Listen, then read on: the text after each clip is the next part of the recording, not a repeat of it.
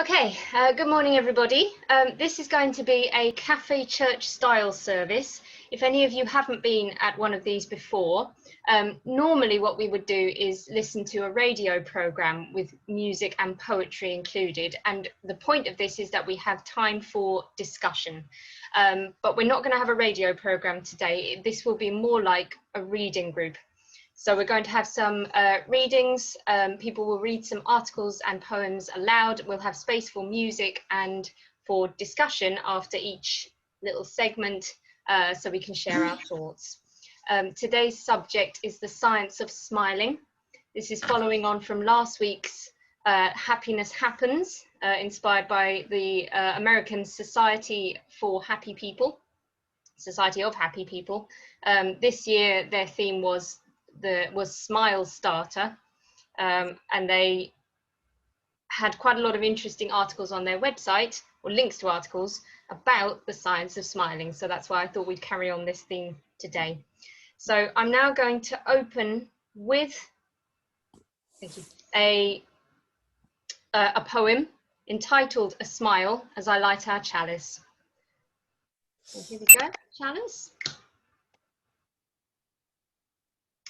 There we go. Ta-da.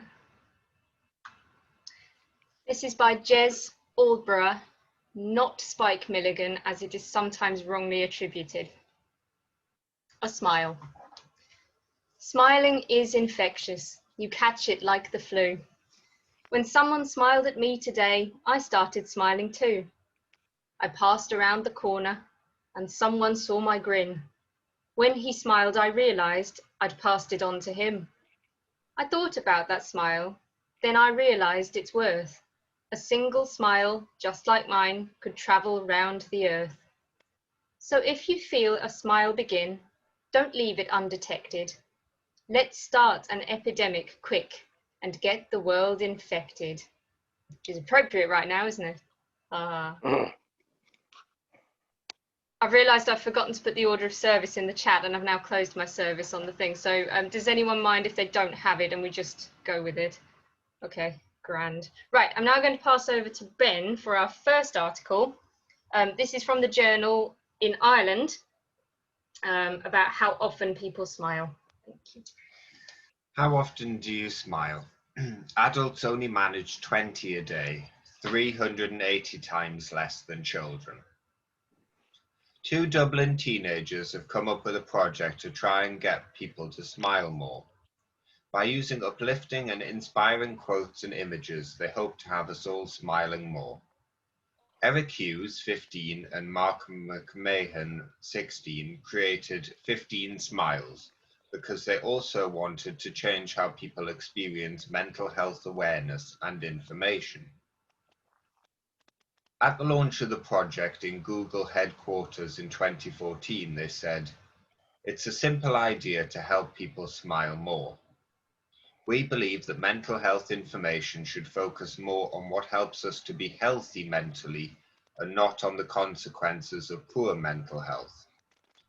We want to help people find uplifting and inspiring quotes and images to help them smile and feel better. Our message is that if people are able to find more things to smile about, they will be happier and better able to deal with life when it gets more difficult." The project arose from Bernardo's Amplifying Voices program. The pair said, "At school we are constantly hearing about mental health, which is good, but what we had noticed is the majority of the information focused on the negative aspects of mental health. We hear lots of information about suicide and depression, but not so much about staying mentally healthy. We wanted to change that. We want to help change the conversations people have about mental health. We want to help by injecting positivity into people's lives." At the launch of 15 Smiles, guests were challenged to smile and laugh as much as children for the day. They were invited to jump in the ball pool 2 at a time and pick up a ball each with a mini request on it, such as make up a secret handshake. There was a wonderful photograph with the article of the two young men in the ball pool having a whale of a time. I'd now like to pass over to Maurice, if you're all right. Have you got your article, Maurice? Yes, I have. Brilliant, I'm not muted, obviously. No, you are able to speak, so go ahead. This is about how smiling changes your brain. Thank you, Maurice. Yes, and this is an article by Vivian Zhang. Few people would argue that smiling is bad for you, but new research is showing just how many ways smiling is beneficial to your career and well-being. We know smiling can greatly improve your mood and reduce stress. Even better, your smile doesn't have to be real, so you can fake it and still get the same results. Smiling doesn't just benefit you on the inside, it also works to your advantage from the outside. A study from Penn State University found that people who smile appear to be more likable, courteous, and even confident. This is reason enough to smile at every person you potentially want to do business with. Lifting those facial muscles into a smile is also contagious. If you smile, they smile, everyone in the room becomes a little happier. Researchers at Uppsala University in Sweden concluded that frowning when looking at someone smiling is possible, but would be very difficult. Why is a smile so powerful? It all comes down to how smiling can change your brain. When you smile, your brain is aware of the activity and actually keeps track of it. The more you smile, the more effective you are at breaking the brain's natural tendency to think negatively. If you smile often enough, you end up rewiring your brain to make positive patterns more often than it does the negative ones. Sean Acor dubs retraining our brain to scan for the good things in life, to help us see more possibility, to feel more energy, and to succeed at higher levels, as the positive Tetris effect in his book, The Happiness Advantage. His argument is that the popular game Tetris has a tendency to make such an impression on players that after it's been shut off, people still see Tetris blocks in real life. According to Acor, we can do the same thing by practicing a more positive thinking pattern, which ultimately creates a happiness loop. Acor writes, happiness is a work ethic. It's something that requires our brains to train, just like an athlete has to train. The more we train, the easier it becomes to think positively, shut out negativity, and in turn, boost your productivity and creativity, which allows you to perform better at work and life. Yes, all of those benefits can come from a simple smile. The more you do it, the more signals your brain will have to mentally shift to positive thoughts, even when you might be in a situation that would normally cause you alarm. Happiness is a work ethic. It's something that requires our brains to train just like an athlete has to train. Aside from your mental state, smiling can also end up saving your life, as Sandra Barrett claims in her book, Secrets of Your Cells. The chemist says that when you let go of tension, an outcome that can be achieved through smiling, your cells let go of their rigidness. According to Barrett's research, this could end up saving your life, as there have been cases where cancer patients go into remission of cancer after letting go of the big stress factor. Our cells are more than just fortuitous arrangements of chemicals, she explains. They are a community of trillions of sentient entities cooperating to create a sanctuary for the human soul. Scientifically speaking, smiling more is a great thing for your life, It doesn't cost you anything to do it, and you can actually fake it and get the same big results.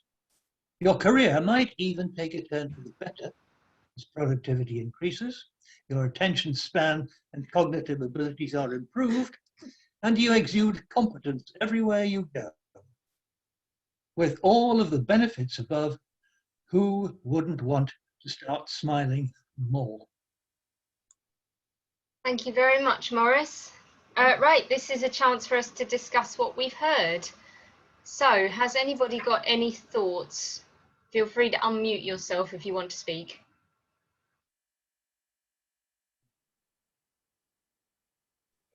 Jean?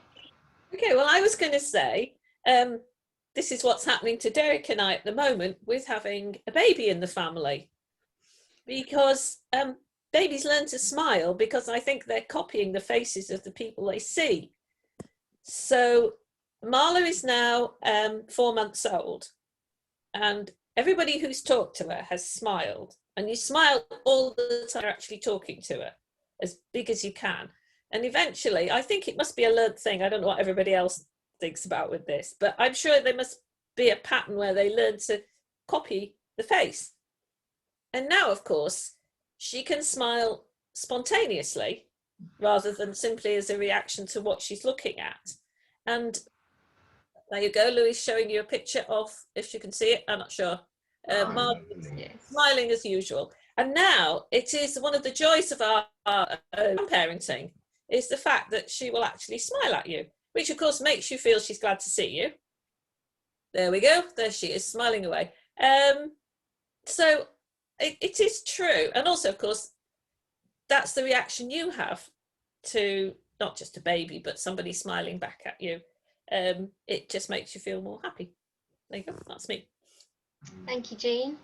Yeah, my brother's baby hasn't learned to smile yet. She just looks perpetually bewildered. She's getting there, though. She's very young. So Well, I do, yes. they get there. They get there.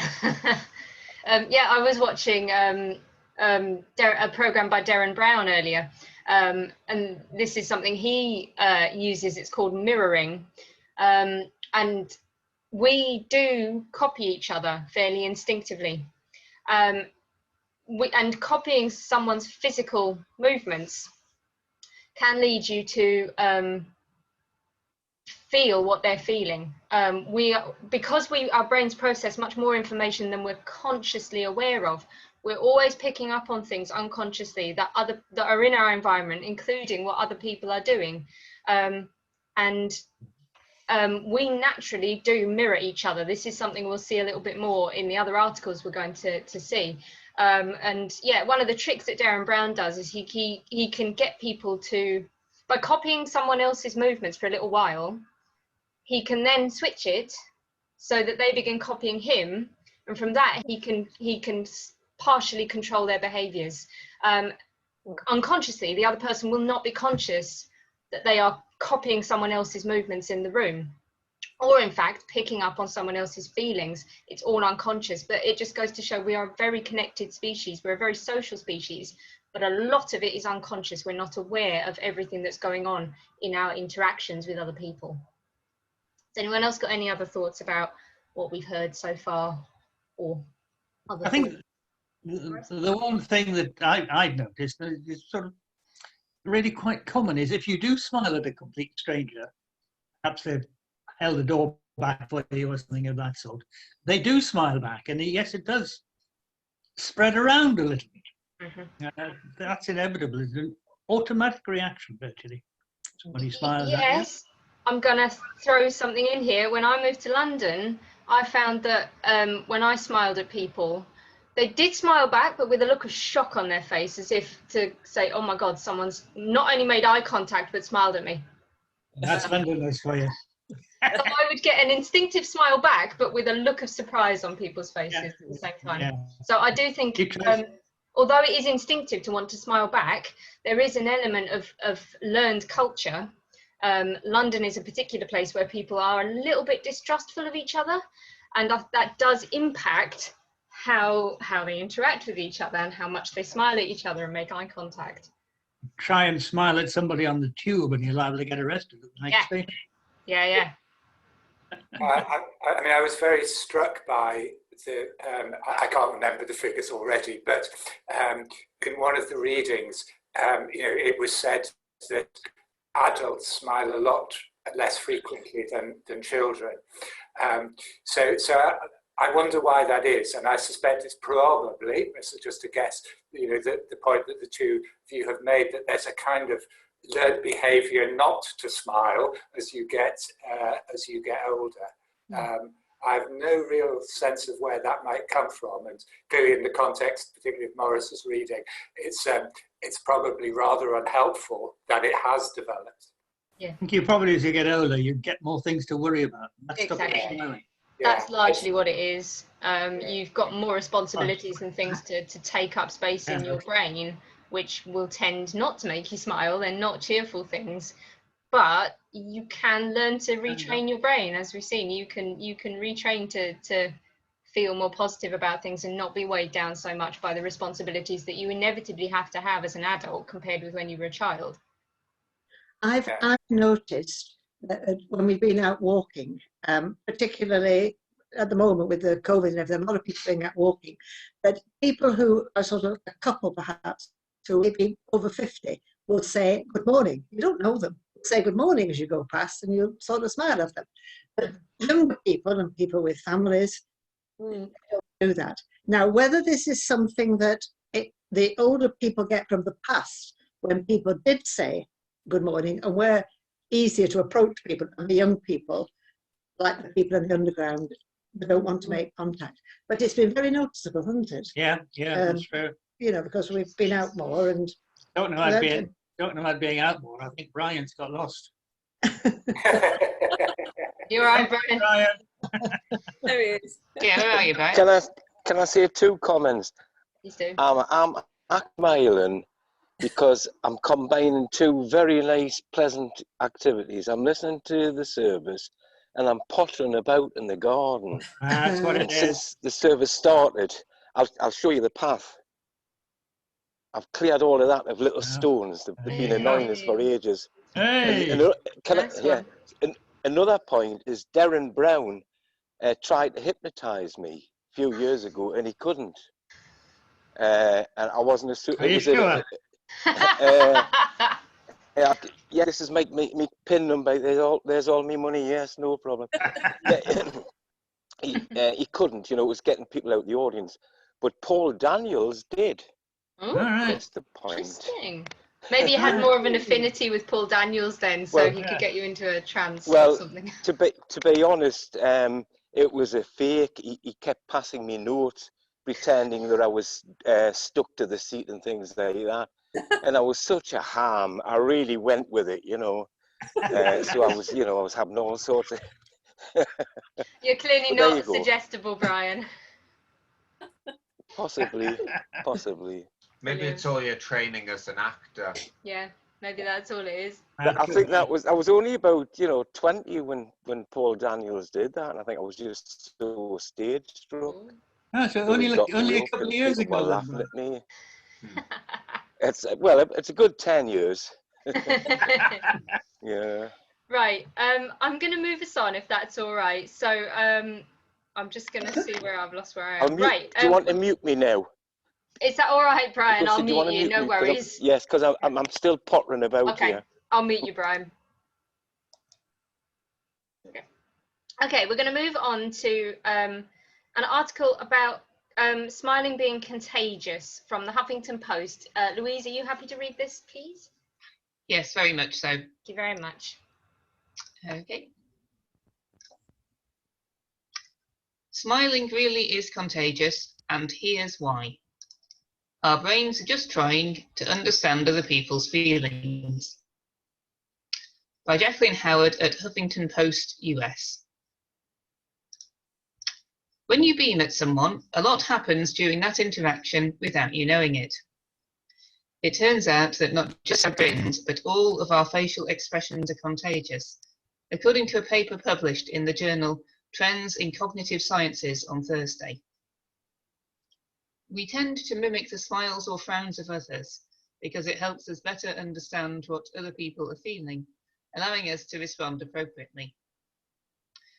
Adrian Wood, a PhD student in psychology at the University of Wisconsin-Madison and lead author of the paper, told the Huffington Post that sensory motor stimulation, I should rephrase that, it's sensory motor simulation in our brains is what causes this bizarre mimicry to occur without us even realizing it. When you see a facial expression and you want to know what it means, you recreate that expression in your brain, Wood said.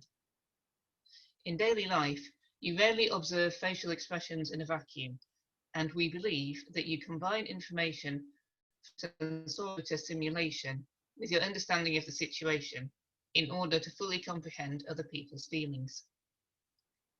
For the paper, more than 120 previous studies were reviewed to help describe how exactly we simulate the facial expressions of others in social situations. Based on their review, the researchers concluded that when we mimic someone else's facial expression, we trigger that same emotional state in ourselves, which then allows us to formulate an appropriate social response. Lab has shown that making eye contact is one of the easiest ways to elicit facial mimicry. It probably sounds obvious, but if you want someone to really understand how you feel, or you want to understand how someone else feels, look them in the eyes.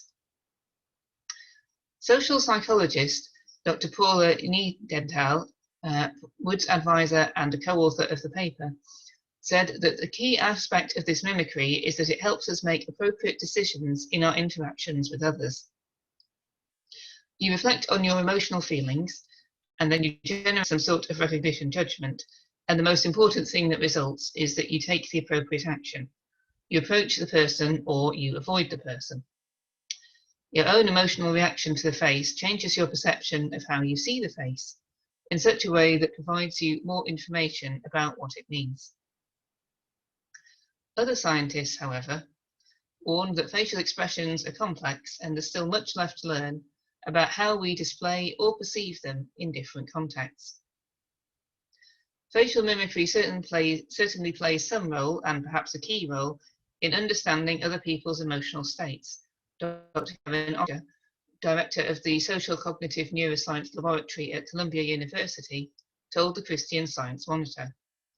But Ochsner, who was not part of the paper, also noted that it may not be sufficient by itself to carry a full understanding of what other people are feeling in every context. Niedenthal noted in the statement that a person's ability to recognize emotions can be inhibited when they can't mimic expressions, such as due to facial paralysis or other conditions such as autism. The researchers hope that their new paper and future studies can help lead to intervention. Emotion recognition is one of our fundamental social tasks, but it's not easy for everyone. People with certain development or neurological disorders show reduced social functioning and emotion recognition abilities. We are trying to better understand how it is that healthy humans are so good at quickly detecting the subtle and complicated signals they send each other with their facial expressions. Thank you so much for reading that one, Louise. I hope you found that interesting. Did everybody hear enough of it to at least get the idea? Yep, cool. Right, I thought we'd have a short discussion of what was in that article before we move on to a little bit, another couple of articles. Has anyone got any thoughts? I think you can probably guess it's of interest to me, since as many of you know, I am on the autistic spectrum. It is interesting because, of course, it is a spectrum disorder. For some people, it is more obvious than others. It is difficult because continually going through life being slightly face blind and having to figure out what other people actually mean when you don't have your brain instantly coding that information can be quite a challenge. So it's interesting to know that people are starting to learn more about how that works within the brain and why people do what they do. I certainly find that I struggle not being able to read other people's body language. So communicating by text or chat or email or something where I can't see the other person, I find quite challenging. I find I rely very consciously on body language and facial expression to interact without getting stressed. I do tend to stress out about how I'm coming across or what other people mean if I can't see them. And I think this is part of that. Any other thoughts?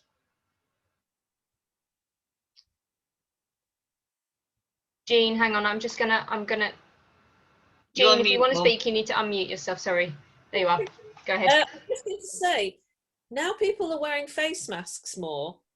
It's very difficult reading people's facial expressions. It really is. Because a smile can move into your eyes, can't it?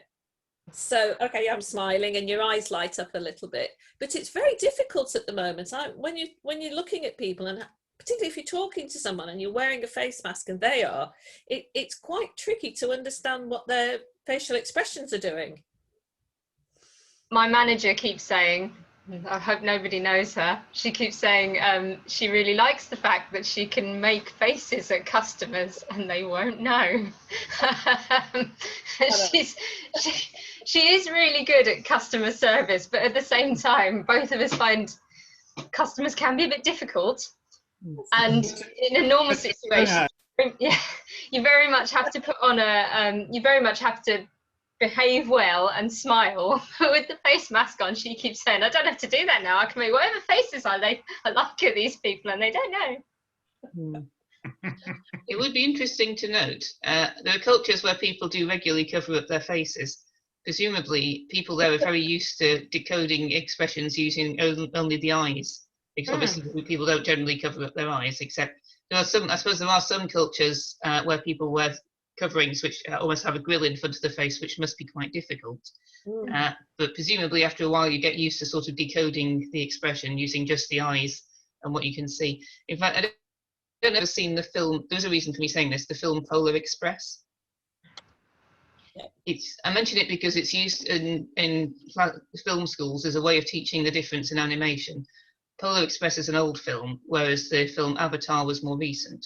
And the reason people find the characters in Polar Express more creepy than the ones in Avatar, even though the ones in Avatar are giant aliens that look a bit like blue cats, is because by the time they made Avatar, the software had moved on to the point you could actually start capturing some of the micro expressions. The computer-generated characters were based on real actors, and they were actually able to capture the expressions the actors were making, including their eye muscles. And because humans are so used to getting this flow of information from the very tiny expression changes we make with our eyes, they could read the characters in Avatar, whereas the ones in Polar Express came across as a bit odd, because they looked very human, but they hadn't quite managed to capture all the very tiny expressions that people make. If you really want to see expressions in the eyes, you've got to watch Wallace and Gromit. You watch Gromit, he speaks volumes without ever, because he hasn't got a mouth. He doesn't know. Never speaks. Volumes though. Yeah, that's very true. Very true. You like this? Yeah, yeah, you see, exactly. Yeah. You're very right, Maurice. One of the recent Star Wars films, I don't know which one it was, but we came out, we went, three of us, you, me and a friend, and you came out and we were talking about one of the characters, and our friend pointed out that this character died after the earlier films were made. So when they needed to go back and include this character, they made a completely CGI version. And you didn't pick up on the fact he was so perfectly animated that quite a lot of people, you included, did not pick up on the fact that he was animated. And the only reason that me and my friend knew that he was animated was because we knew that the actor had died.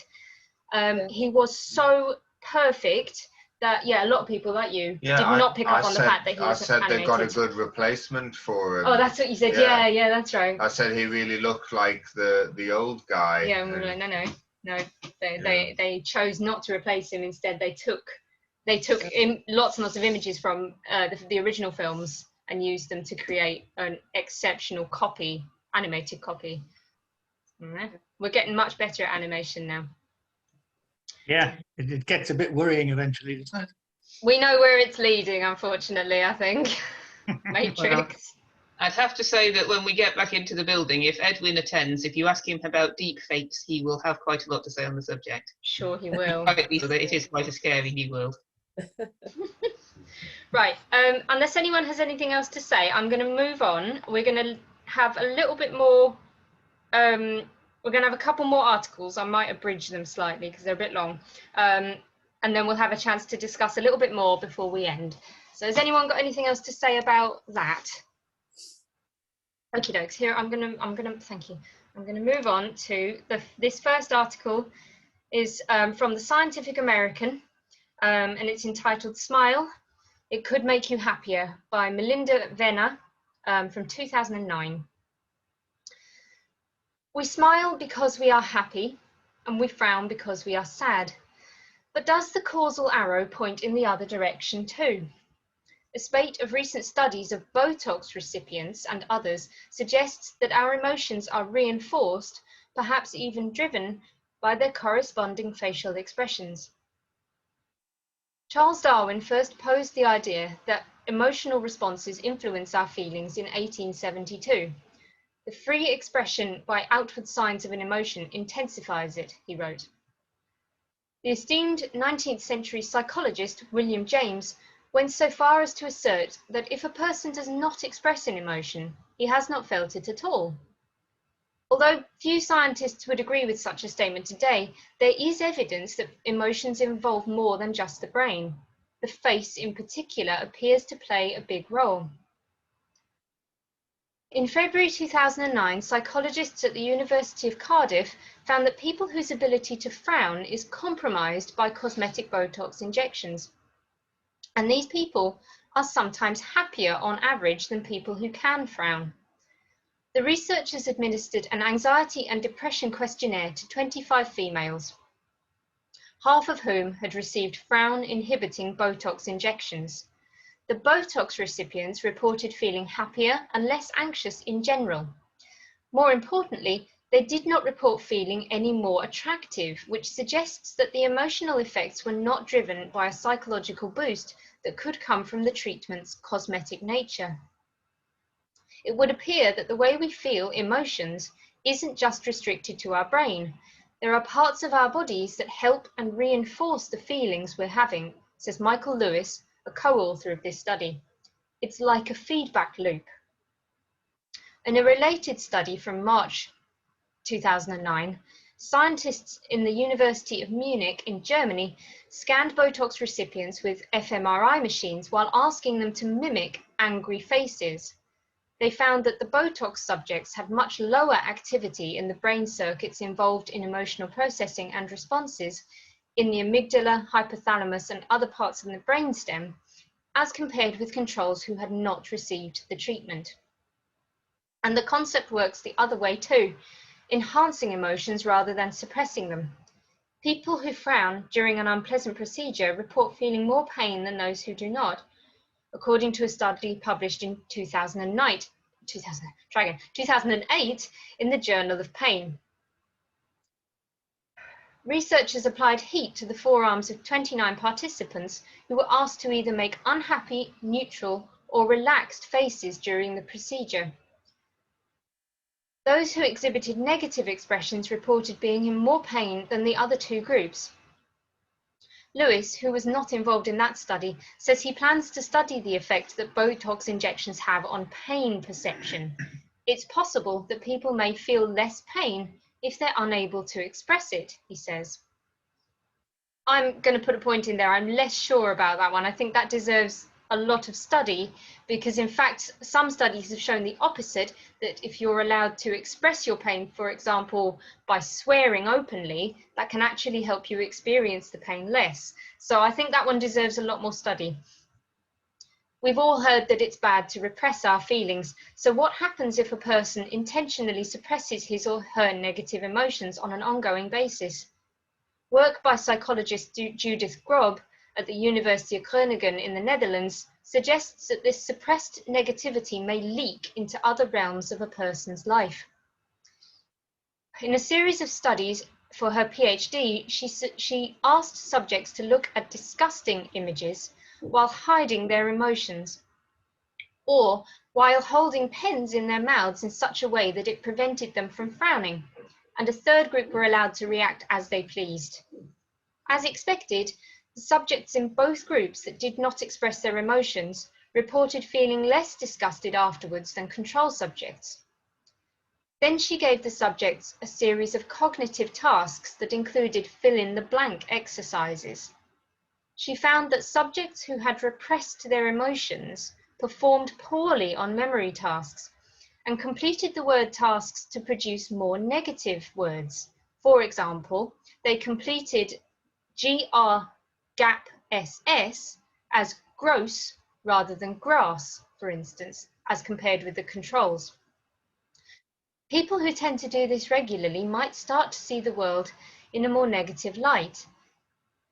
When the face doesn't aid in expressing the emotion seeks other channels to express itself through. No one yet knows why our facial expressions influence our emotions as they seem to. The associations in our mind between how we feel and how we react may be so strong that our expressions simply end up reinforcing our emotions. There may be no evolutionary reason for the connection. Even so, our faces do seem to communicate our states of mind, not only to others, but also to ourselves. I smile, so I must be happy, Grove says. So there we go. That's that article about this feedback loop and the role that facial expressions play in our own experiences of emotions. So not just picking up on other people's facial expressions, but how our own expressions can make us feel, help us feel the emotions that we're feeling. As I've said, as you could see in this article, all of it deserves more study. It's not something that we've studied enough yet to draw really solid conclusions about, but it is very interesting. It's a very interesting area of study about how we regulate and experience our emotions. I'm very quickly going to read a little bit about fake smiles. So this is an article from 2013 entitled "Why Faking a Smile is a Good Thing" by Roger Dooley. Roger Dooley wrote a book called Brainfluence, 100 Ways to Persuade and Convince Consumers with Neuromarketing. So his stance is business. He is a businessman and he writes for entrepreneurs really and businesses, but his research is interesting anyway. So here we go. We think of our face as reflecting our internal emotions, but that linkage works both ways. We can change our emotional state by altering our facial expression. Pasting a smile on your face, even if you are consciously faking it, can improve your mood and reduce stress. Some of the earliest work in the area was done by psychologist and facial coding expert Paul Ekman. Yeah. Right, I'm just going to add an extra point in here. Ben and I went to a talk in which a man explained the Ekman Institute's techniques, and basically it teaches you to pick up on micro signals, tiny movements in facial expression that basically it's like tells in poker. We all do them, and we all do them all the time. This is another trick that Darren Brown uses. It's worth going and looking up some of Darren Brown's tricks. The reason he can seemingly read people's minds is that he's actually picking up on unconscious tics and tells and facial expressions that people give off when they're thinking about certain things.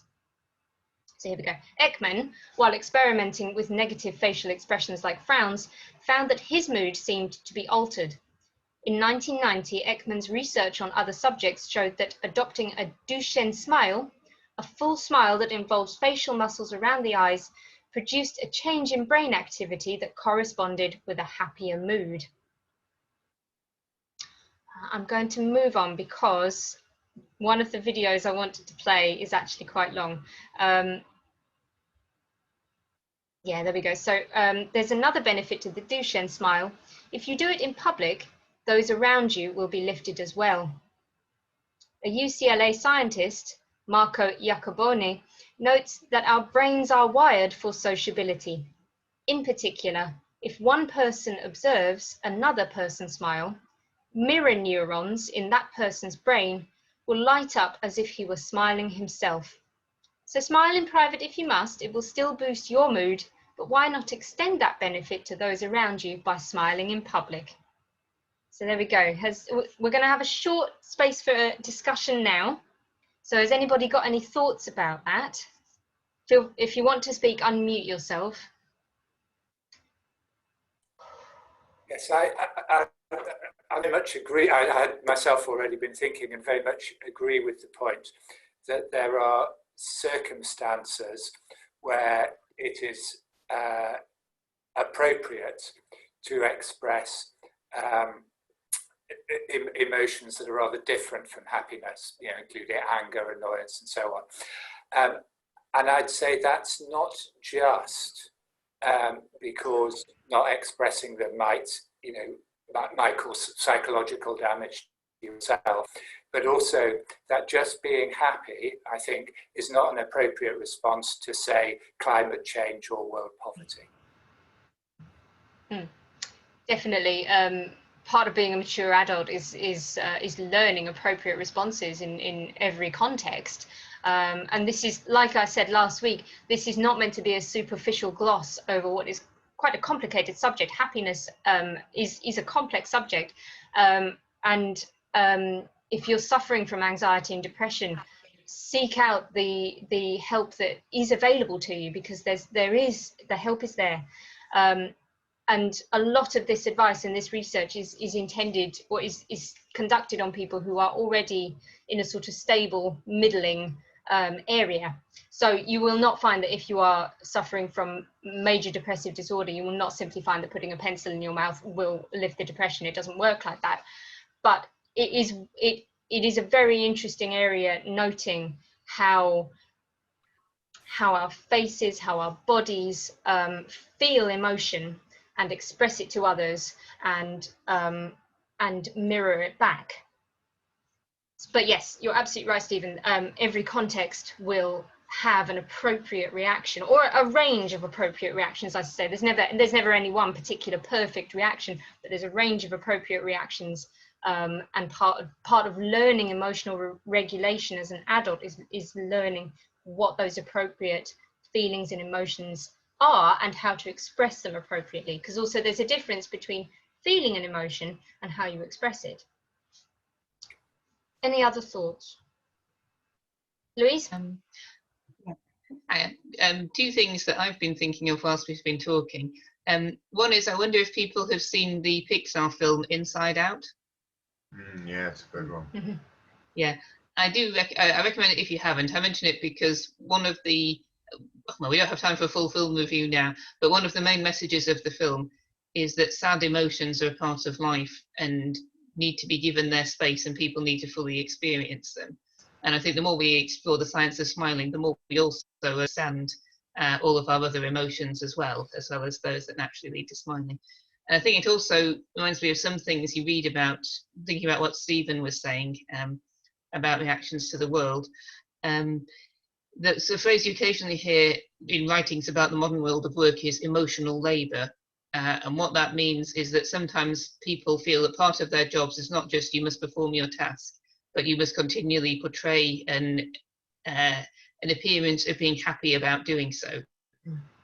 I think many of us think of it as the classic thing that stands out to many British people visiting America, which is that shop assistants tend to be very much more, how are you? Are you having a nice day? Can I help? And I think that perhaps that's an interesting thing too, because cultures vary a great deal. Some come across as more extrovert to us. There are also cultures, I am told by people who have visited Eastern Europe and Russia, that can come across as quite serious to British people. But that's simply because in their culture, it's entirely acceptable if someone says to you, nice day, you're entirely not socially rude to say, I don't see anything nice about it, things are going terribly. Yeah. That's not considered something we would do, but it's quite acceptable to other people. So you could probably do a whole other service on how different cultures receive these things. It's a fascinating topic. Very much so. I remember living in Spain for a little while. The Spanish, and I think the Italians as well, can come across as very brusque and direct. Northumberland as well. And that's something that can be very, it's something you have to adapt to. It's very acceptable to just express yourself in what can come across, if you're not used to it, it's quite an aggressive manner. And it's not really, it's just exuberance, or feeling your feelings and expressing them without too much issue. Culture is a very, very interesting subject in its own right, and how it influences our behaviours, because human beings across the globe are capable, have the same capacity for the same emotions and the same experiences. But the culture that we grow up in, the context we grow up in, is hugely important in how we feel and express those emotions, those feelings. So I'm going to blow out our chalice as our final. Those were our closing words.